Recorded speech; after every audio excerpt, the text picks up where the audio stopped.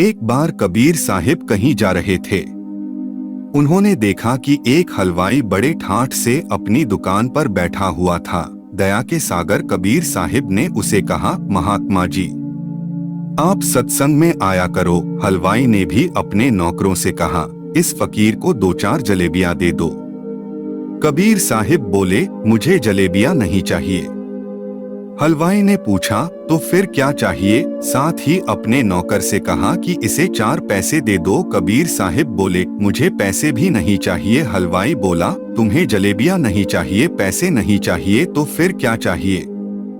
मेरा ग्राहकों का समय है, तू आकर बीच में क्यों खड़ा हो गया है? कबीर साहिब फिर बोले, समय बहुत कम रह गया है, सत्संग में आया करो। हलवाई ने अपने नौकरों से कहा कि इस तरह के लोगों को मेरे मुंह न लगने दिया करो, इसे धक्के मारकर बाहर निकाल दो। नौकरों ने वैसे ही किया और कबीर साहिब चले गए। 7 दिन के बाद वे फिर आए और हलवाई से सत्संग में आने के लिए नम्रतापूर्वक विनती की। नौकरों ने कबीर साहिब को धक्के मार मार कर बाहर निकालना चाहा। कबीर साहिब भी शारीरिक रूप से तगड़े थे।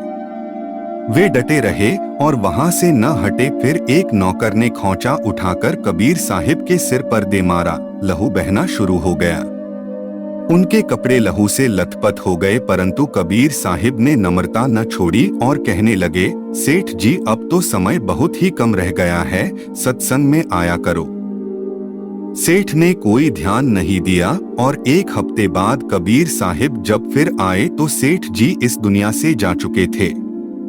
कबीर साहिब सेठ के लिए दया लेकर आए थे, परंतु सेठ ने उनकी कोई कद्र नहीं की। कहने का भाव यह है कि कोई विरला ही समय पर संतों को पहचानता है और उनसे नाम भेद लेकर उनका ही रूप बनने के काबिल होता है। किसी सेठ के पास एक नौकर गया।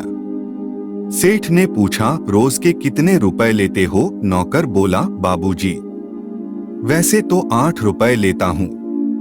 फिर आप जो दे दे। सेठ बोला, ठीक है, 8 रुपए दूंगा। अभी तो बैठो, फिर जो काम होगा वह बताऊंगा। सेठ जी किसी दूसरे काम में लग गए। उस नए नौकर को काम बताने का मौका नहीं मिल पाया।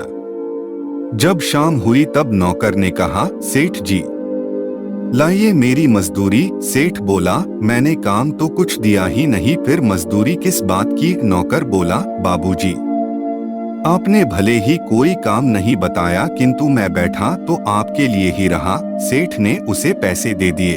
जब साधारण मनुष्य के लिए खाली खाली बैठे रहने पर भी वह मजदूरी दे देता है, तो परमात्मा के लिए खाली बैठे भी रहोगे तो वह भी तुम्हें दे ही देगा। मन नहीं लगता, क्या करे? नहीं, मन नहीं लगे तब भी बैठकर जप करो, सिमरन करो।